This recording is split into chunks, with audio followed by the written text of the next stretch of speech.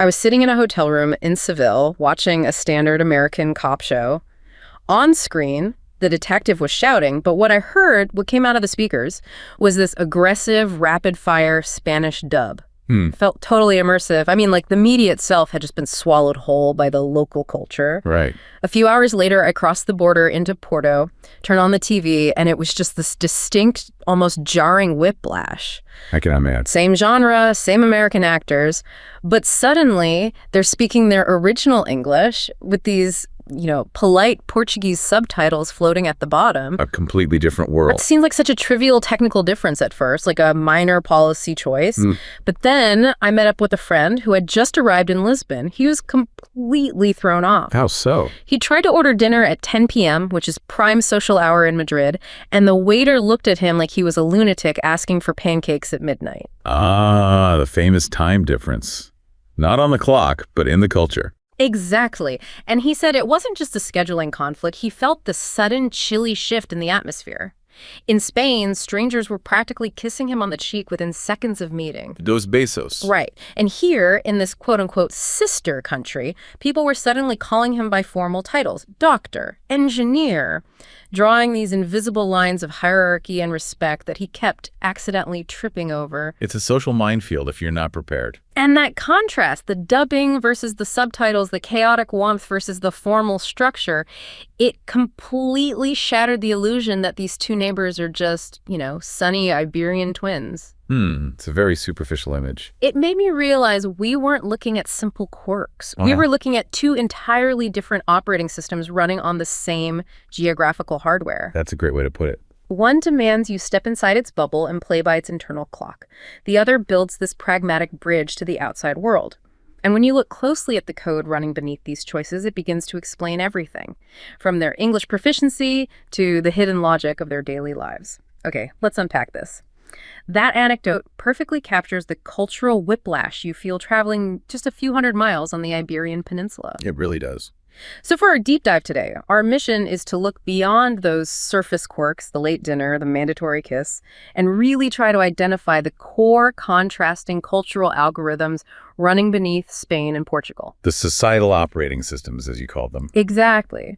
What do these tiny, almost infrastructural differences reveal about national identity, about globalization, and I think about societal resilience? We're really investigating how Spain's ingrained preference for internal cohesion, you see it in the dubbing, the social rhythms, contrasts with Portugal's more adaptive integration of external influences. That's a fascinating way to frame it. You've absolutely nailed the central tension. We are dealing with two profoundly different strategies for engaging with the world. Two different strategies. Spain's system seems to demand internal cohesion and conformity to its own bubble. It prioritizes the localization and, you could say, the domestication of any external input. Right. Portugal, on the other hand, builds a pragmatic bridge to the outside world. It demands adaptability and external synchronization from its citizens.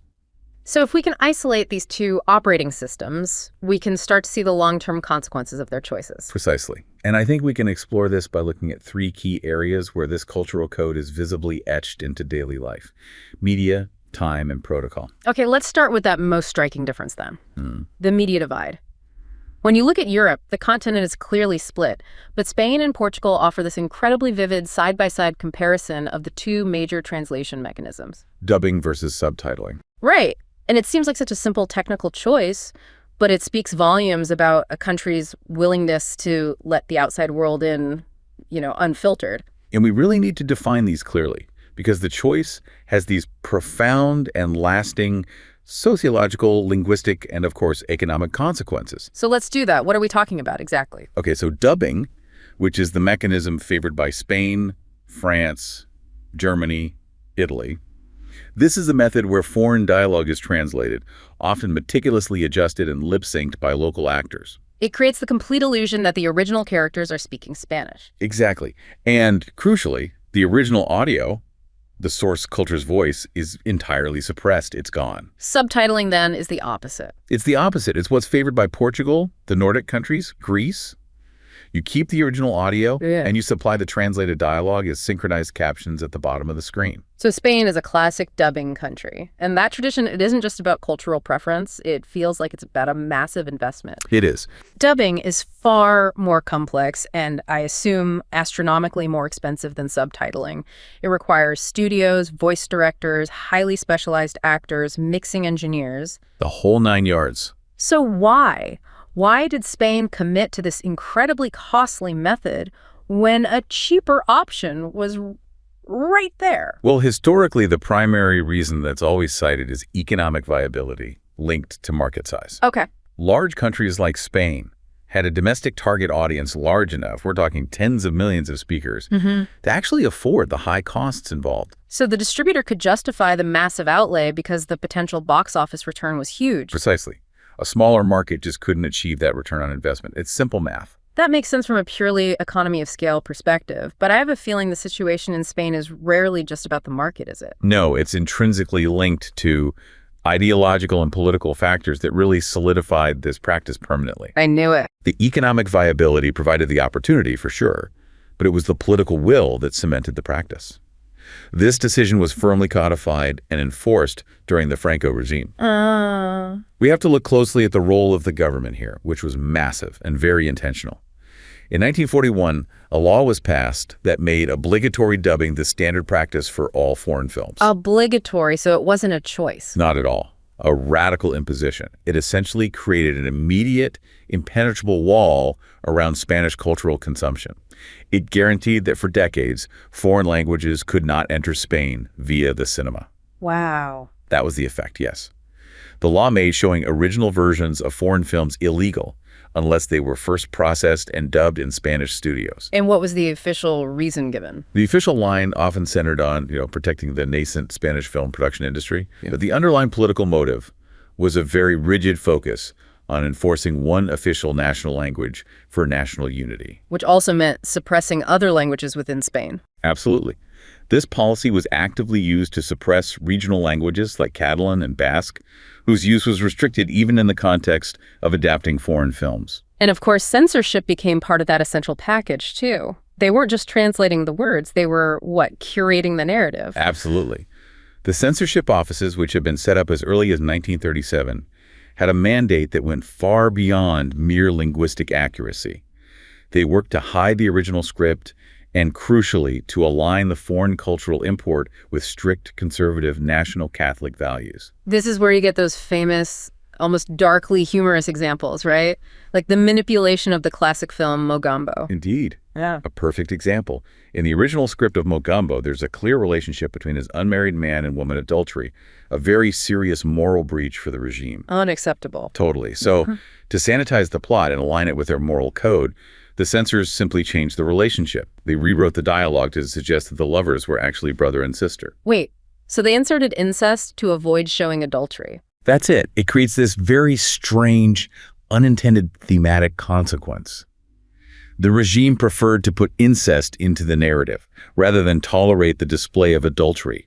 It just illustrates the extreme level of control they sought. They wanted the outside world to arrive speaking perfect Spanish and espousing perfect Spanish morality. Exactly. And that's fascinating because it means for generations, the Spanish audience wasn't just consuming translated content, they were consuming domesticated content. They were being taught that foreign cultures, once you scrub them of their rough edges and moral complexities, fit perfectly inside the Spanish cultural framework. And this leads directly to the long-term cultural consequence of this system, the creation of a strong, self-contained Spanish language media bubble. Right. A translation scholar, Osimo, points out that people who prefer dubbing, quote, get used to being careless about contradictions, about points of encounter and collisions between their own culture and the foreign culture. So the audience is conditioned to the domestication of the outside world. They expect external content to instantly conform to their linguistic and cultural norms. Yes. They don't engage with the foreign content as a separate entity. They consume it as local media, absorbing the comfort of the familiar voice.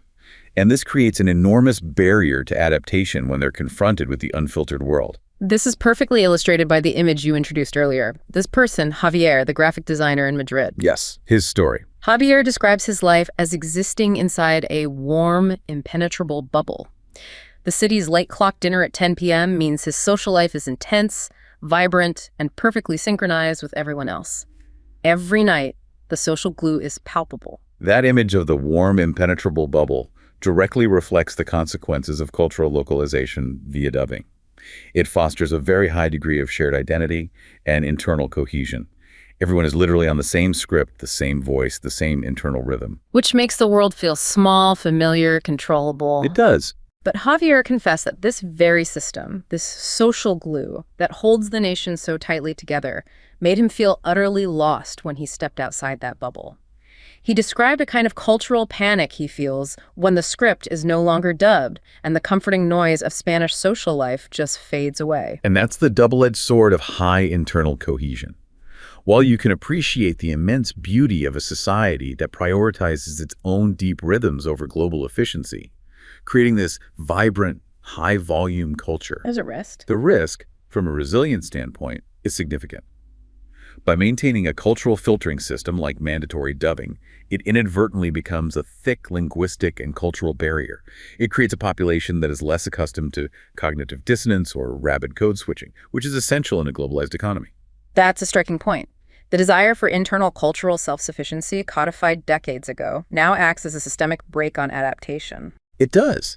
It forces Spanish citizens to climb a much higher cultural wall when they engage internationally, whereas citizens of countries with different cultural algorithms might just walk across a bridge. Which brings us directly to Portugal, so let's look at the flip side. Why did Portugal choose the subtitling path? Was it just financial prudence, or was there an opposing ideological mechanism at work, maybe driven by a different political reality? Primarily, it was the necessity of the market. Portugal's language, while globally important, has a small domestic market size within Europe. Right. Limited box office receipts, coupled with the fact that the U.S. dominates global fiction content, something like 85%, it just pushed them toward the lowest cost option, subtitling. So the financial outlay for widespread, high-quality dubbing just wasn't viable. They couldn't afford the luxury of localization. They couldn't. It's as simple as that. It's fascinating, though, because Portugal also had a long-standing dictatorship, the Estado Novo. So how did their political regime affect media translation, given that Franco's regime made dubbing mandatory? It's a great question. Portugal's dictatorship, which lasted until 1974, handled the issue very differently, but with equally profound consequences. Okay. Until 1994, believe it or not, the dictatorship had actually banned the dubbing of films. Banned it? Why? Under the guise of protecting national film production. However, the immediate social effect was, frankly, disastrous. At the time, illiteracy rates were extremely high, around 50%. So if foreign films were only shown with subtitles? Half the population couldn't read them. It drove audiences away from foreign media entirely. Wow. So the lack of dubbing didn't lead to high English proficiency. It just led to reduced media consumption because people couldn't read the subtitles. At the beginning, exactly. It created a real dilemma. Yeah. But when the dictatorship fell in 1974 and literacy rates began to climb rapidly, the situation completely reversed. So by the time the ban on dubbing was officially overturned in the 90s, the population was already accustomed to watching live-action foreign media with subtitles. The market for adult content had settled into the subtitling mode. They found dubbing jarring or associated only with media for very young children. So a combination of market weakness and a historical dictatorship-era ban, it accidentally set the stage for this massive, unintentional cultural advantage. The stealth language learning program. The stealth language learning program, I love that. That's the mechanism at work. Subtitling means audiences get continuous, passive, and massive exposure to the foreign language audio, which is overwhelmingly English. And this constant audio input isn't just noise. Not at all. It's an ambient, lifelong linguistic training program. While it might feel unconscious, your brain is constantly receiving, decoding, and processing the sounds alongside the meaning provided by the captions. So your eye is focused on the Portuguese text, but your ear is absorbing English phonetics, intonation, rhythm, forcing a lifetime of passive listening comprehension practice. And this isn't just a theory. We have very measurable impact on this, showing the power of this system. Let's hear it. We do. The empirical evidence is just overwhelming. Portugal is now consistently ranked highly worldwide in the EF English Proficiency Index. As of 2024, they rank 6th globally. Lisbon often ties for the highest capital city score. And that proficiency level far outstrips countries that share similar demographic or economic profiles, but use widespread dubbing like Spain or Italy. By a huge margin. And the quantifiable magnitude of this effect is where this gets really interesting. You can actually put a number on the benefit of this policy choice. We can. The measurable effect of subtitling on English proficiency scores is equivalent to a massive magnitude. 28.4% of the average internet-based TOEFL score. 28%, that's huge. To put that in context, that benefit, derived purely from passive media consumption, is comparable to or even exceeds the benefits you'd get from large investments in specialized language education programs. It's a huge return on zero cultural spending. I have to play the skeptic here for a second. Could that figure just be a reflection of other factors? Maybe general wealth, education, internet connectivity. Do these studies control for those variables? They absolutely do. These empirical studies use very careful econometrics, controlling ceteris paribus holding factors like general education expenditure, GDP per capita, urbanization, and internet usage constant. And the correlation holds up. The correlation between subtitling countries and high listening comprehension scores remains robust. And when researchers disaggregate the results by skill type, the effect confirms the hypothesis. Let me guess. The game is strongest for listening comprehension. You got it. It validates the theory that passive, continuous exposure to the original audio is the key differentiator. So this cultural adaptation effectively turns a market weakness, the small size that couldn't afford dubbing, into a foundational national competitive advantage. It does. And this aligns perfectly with the story of Sophia, the tech recruiter in Lisbon. Right. Her experience is the living proof of this pragmatic algorithm. It is. She grew up in Porto, and she said she didn't realize she was learning English. She was just trying to follow American media. She said, I learned English because I wanted to watch cartoons and later American teen dramas. The only way to understand them was to read the subtitles and listen to the original audio. And that lifelong habit created a globally compatible workforce. It did. By the time she was a professional tech recruiter, she could effortlessly manage a team working seamlessly with offices in London, Berlin, and Dublin. She embodies a workforce that has been unintentionally trained since childhood to process and operate in the global lingua franca. And she mentioned that when her team collaborated with a similar firm in Seville, the friction was immediate. Immediate, not just with a delayed Spanish clock, but culturally and linguistically. So while the Spanish team was highly proficient in their localized dubbed culture, Sophia's Portuguese team could switch codes culturally and linguistically with zero effort. Exactly. Yeah. Portugal's small country mentality forced them to look outward, and that lack of internal market power became a systemic advantage. Adaptability and deep English fluency. This is how a simple choice decades ago impacts individual meritocratic advancement and national economic resilience today. That's the essence of it. So, media consumption provides the language and identity framework. The second pillar of this divergent cultural operating system is the fundamental social infrastructure, how they manage time and how they greet each other. These seem like simple customs, but they are powerful markers of a society's internal logic. They really are. These seemingly trivial choices about when you eat and how you say hello are really indicators of deeper internal social rhythms and interaction protocols. They reflect core cultural values about community, efficiency, and hierarchy. Okay, let's dive deeper into Spain's late clock. Lunch is often between 2 and 3 p.m., and dinner, which is really the start of the evening social life, is anywhere from 9 to 11 p.m. Or later. And this delayed clock isn't a modern thing, it's deeply historical. It is deeply ingrained, and its persistence is fascinating. The historical logic is rooted in Spain's agricultural past and, crucially, its climate. The heat. The heat. In the summer, maximizing daylight for productive labor meant a split workday. People would work early, take a long break, the historical siesta during the hottest part of the mid-afternoon, and then return to work until the sun went down. And if you finish work at 8 p.m., dinner naturally pushes back to 10. Naturally. And this deeply ingrained rhythm affects everything that follows, including social life and business scheduling. It's a national clock that dictates the flow of all activity. Absolutely. If you're setting up a business meeting or trying to get something done at a government office in Madrid, aiming for 2 p.m. is crucial.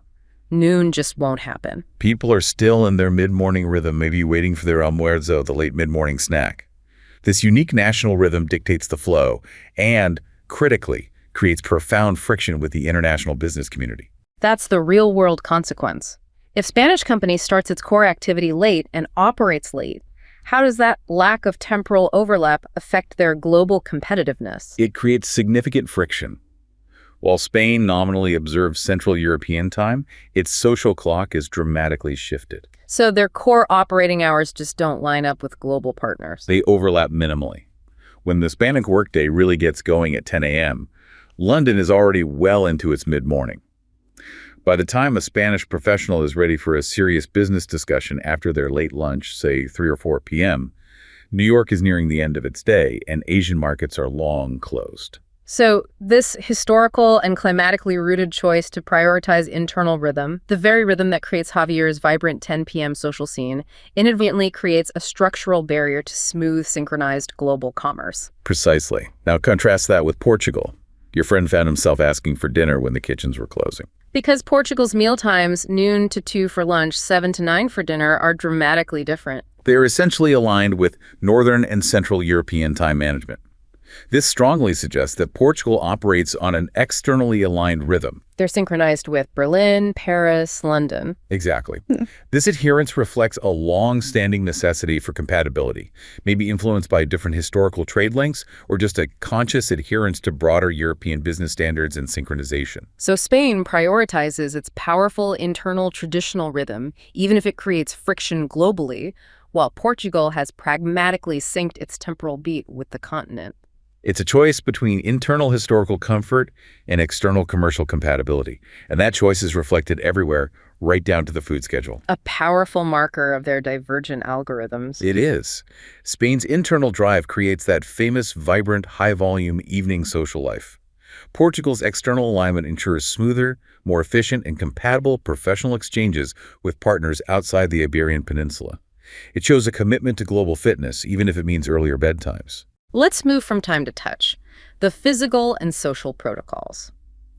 You noted that sudden, chilling shift in atmosphere when your friend crossed the border. In Spain, the dos besos, the 2 kisses, is almost instantaneous. Automatic. It's a rapid-fire deployment of warmth. You could view the dos besos as an open social API, an application programming interface. An open social API, I like that. It is the default social protocol, especially between men and women, or woman and woman, and increasingly among men in certain contexts. It immediately establishes closeness and informality, often paired with the rapid use of the informal to form of address. So the goal is immediate connection. A trust the person basis where the social glue is emotional and physical, is a mechanism for swiftly dissolving initial barriers, for establishing you as part of the tribe right away. It sounds wonderfully spontaneous, but also potentially overwhelming if you're not expecting that level of immediate intimacy. It strips away your armor immediately. Which is precisely the point of friction you noted in Portugal. In Lisbon or Porto, that instant chaotic warmth is tempered by formality. A distinct, powerful layer of formality persists. It does, especially professionally, and often even socially, until a deeper rapport is established. And this formality is most visible in the prevalence and weight given to titles. Right, the titles. Yes. The use of titles is rampant and carries real social weight. Titles like Señor Doctor, Mr. Doctor, or Señor Ingeniero, Mr. Engineer. And crucially, Doctor isn't reserved only for medical doctors or PhDs, is it? Not at all. It is traditionally used for anyone with a university degree, including those with just a bachelor's degree. This is a massive linguistic marker of respect and hierarchy. Why is this level of formality so persistent, especially using Doctor for a simple university degree holder? It's a mechanism for upholding social structure and reflecting past systems of merit and hierarchy. In a culture that values external structure over spontaneous intimacy, using the title is a non-negotiable step in the interaction protocol. So it suggests a culture that values maintaining a clearer separation between personal and professional spheres. It does. This approach operates on a trust the protocol basis, where the established hierarchy, privacy, and order are paramount. The physical greeting is secondary to the respected title and the defined role. This contrast, the Spanish trust the person impulse versus the Portuguese trust the protocol adherence, is perfectly encapsulated in that story of the diplomat who had to navigate these 2 systems. Oh, that anecdote is superb for highlighting the specific sociological friction. It involved a Spanish executive who was the embodiment of spontaneous warmth. What did he do? He greeted his Portuguese counterpart, a senior lawyer, with dos besos, a casual slap on the back, and immediately addressed him by his first name, using the familiar tu. And the Portuguese lawyer's reaction was? One of immediate withdrawal. He stiffened visibly.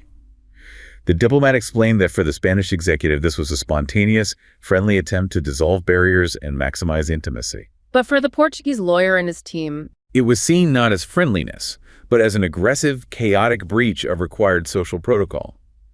It was almost narcissistic in its presumption of immediate intimacy without permission or en rapport. wow. It's the difference between prioritizing emotional connection and prioritizing structural order. Exactly. The Spaniards' action, however well-intentioned, violated the Portuguese need to trust the protocol, creating immediate, rather than dissolved, tension. It's so absolute. In Spain, if you don't offer the kiss or the immediate warmth, you're seen as distant or cold. But in Portugal, if you do offer the kiss or the immediate informality without having earned the right via status or relationship, you're perceived as disrespectful or presumptuous. The divergence is absolute. It just shows how deep this all runs. The way they organize their daily schedule and the way they physically engage with strangers are both manifestations of their chosen societal logic. This brings us to the final, synthesized analysis of all this. We've identified two distinct operating systems governing daily life, language, and interaction. I think we need to solidify the definition of these divergent algorithms and explore their profound implications for national resilience, especially in the face of globalization. Right. By examining the patterns across media, time, and protocol, we can really define the cultural code running in each country. This goes beyond mere differences. It's about strategic cultural choices made over decades. Okay, so let's define them. What is Spain's algorithm? We can define Spain's algorithm as focusing on internal cohesion and domesticated identity. This system prioritizes cultural immersion in the native language, strong domestic social glue, and a fierce, sometimes defiant adherence to unique national rhythms. And you see that in the mandatory dubbing, the late daily clock, the high-intimacy social protocols, they all reinforce this. All of it. And the output, as Javier's story showed, is a warm, impenetrable bubble. A high-volume, vibrant, self-sufficient culture. But what's the inherent risk in that? The primary systemic risk is inadvertently creating a thick, high-friction barrier to external adaptation. When Spanish citizens step outside their linguistic and temporal bubble, they often experience a sharp need for linguistic and cultural code switching. And in a globalized economy that demands fluidity. This self-imposed isolation can place them at a competitive disadvantage. They have to spend valuable energy just adapting to the external world, while their foreign peers have been trained since childhood to operate within that global system. That's the cost of maintaining a unique national tempo. And Portugal. Portugal, conversely, is driven by the algorithm of pragmatic adaptation and external compatibility. Their system prioritizes practical solutions, alignment with broader European standards like time management, and the fostering of passive bilingualism, specifically English. And the output is embodied by Sophia, the tech recruiter, an adaptable, globally competitive workforce. Exactly. Their operating system is inherently more compatible with the global economy. By embracing subtitling out of market necessity, they turned a disadvantage, their small market size, into a massive continual asset in English proficiency. By aligning their societal clock, they ensure minimal temporal friction with major European partners. It's adaptability codified. It is. But I need to ask a critical question here. Is Spain's bubble truly a weakness? I mean, doesn't that powerful internal cohesion make Spain more resilient to cultural swings or economic shocks coming from outside? That is a crucial counterpoint. When times are tough, maybe having that fierce, high-volume internal social network is a strength that Portugal's more pragmatic, segmented society lacks. And you're right. High internal cohesion is a form of resilience. It provides a dense social safety net and cultural ballast against rapid change. The Spanish system is highly successful at preserving its cultural identity and social relationships. So what's the risk for Portugal's model? The risk is the opposite. While promoting global fitness, their society might sacrifice some of that fierce, distinct internal cultural volume. If everything is pragmatic, externally aligned, and subject to protocol, does the nation risk becoming a little less uniquely them? It's the ultimate trade-off.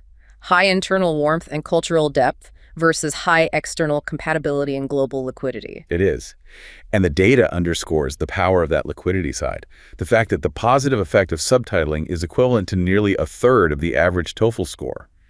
It just underscores that this pragmatic choice functions as a powerful, continuous national training system for adaptability and economic resilience. It provides its citizens with an innate tool for global engagement. A tool that the Spanish system, by its very design, denies its own population. This leads us naturally to the final piece of the puzzle, the difference in social protocols. Spain's intimate spontaneity versus Portugal's formal titles. When we look at that Portuguese lawyer stiffening up at the unexpected kiss, we have to ask, why does that formality matter so much? Is it just politeness, or is it an essential social function? To understand the function of that formality, I think we have to place it into a broader sociological framework. We have to use the concept of anomie. Anomie. Okay, refresh our memory. The term was popularized by the French sociologist Émile Durkheim in the late 19th century. It describes a dangerous social condition of normlessness. Anomie is defined by the uprooting or breakdown of moral values, standards, or guidance for individuals to follow. Durkheim called it derangement and an insatiable will. He described it as a cultural confusion where society fails to provide clear, defined limits on behavior and expectation. Precisely. Anomie isn't just the absence of rules, it's a systemic mismatch between personal standards and wider social standards, which leads to a breakdown of social bonds. And for Durkheim, this arises from rapid change. Be it economic booms, depressions, or, as we see today, rapid globalization and cultural mixing. Right, rapid globalization and the constant mixing of protocols could be seen as anomie-inducing. So this is where Portugal's formality comes in. Absolutely. The reliance on protocol on titles like Senor Doutor is often criticized as stuffy or outdated, a relic of a past hierarchical system. However, sociologically, you can view it as an incredibly effective social software for preservation. How does formality guard against this normlessness? How does a title like Doutor act as a cultural guardrail? It creates immediate clarity and it defines boundaries. Look at the diplomat story again. The Portuguese lawyer's stiffening when the Spaniard preached the greeting protocol wasn't personal coldness, it was the defense of a vital social structure. So the formality acts as a powerful guardrail against anomie because it immediately signals expected behavior, status, and the required distance for respect. It sets the terms of engagement immediately. It tells you exactly what rules apply, regardless of the person's individual personality. So in a professional or initial social interaction, trust the protocol maintains dignity, respect, and order. It's a critical buffer against the psychological stress of constant normlessness in a world of information and cultural overload.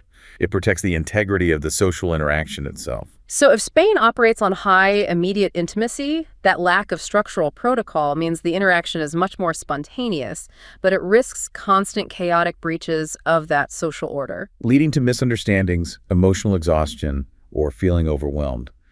Spain's high intimacy system is human and vibrant, but without that firewall of protocol, the social interactions are more spontaneous and thus potentially more chaotic. The emotional vulnerability required for Spanish social glue is taxing. It is. Portugal's protocol is a defensive mechanism. It ensures that even when dealing with rapid globalization, there's a clear, understood social hierarchy and set of manners that preserves common sense and social order. It's a necessary buffer against the psychological stress of cultural shifts. It sounds like the Spanish system requires immense emotional energy to constantly engage with immediate warmth, while the Portuguese system preserves energy by relying on structure, making external engagement less emotionally demanding. That is a very apt summary. One optimizes for internal emotional connection. The other optimizes for external structural compatibility. This has been a true deep dive into the cultural mechanics of the Iberian Peninsula. The main discovery here, I think, is profound. The trivial, everyday choices, dubbing versus subtitles, late dinner versus early dinner, two kisses versus a formal title, they are not just random customs. Not at all. They are surface manifestations of two fundamentally different cultural strategies for dealing with the outside world. And the cultural code of a nation is so often written in its most unassuming daily infrastructure. Portugal chose a pragmatic bridge to the world, and that choice, codified decades ago in a cheap translation method, became a national training system for adaptability and English proficiency. It fostered a globally compatible workforce. While Spain chose internal cohesion and powerful localization, creating a beautiful and self-sufficient cultural monument, but at the cost of friction when engaging with the global clock and linguistic expectations. These choices, though they seem small, have profound consequences for economic resilience, global competitiveness, and the very nature of their social order. So the difference between the two Iberian nations is not geography. It is the deep logic running their respective operating systems.